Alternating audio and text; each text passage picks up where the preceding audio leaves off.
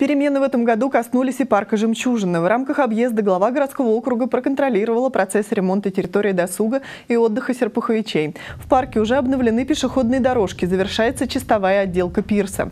В ближайшее время будут установлены скамейки, лежаки и урны. До 15 ноября модернизируют освещение. С пользой провести время совсем скоро можно будет и с домашними любимцами. Возле парка завершаются работы по установке площадки для выгула и дрессировки собак. А для безопасности жителей у Ногинского пруда, самого большого искусственного водоема в черте города, начнется монтаж ограждения. Перемены сделают «Жемчужину» привлекательнее и современнее. С началом нового сезона по благоустройству преображение парка будет продолжено.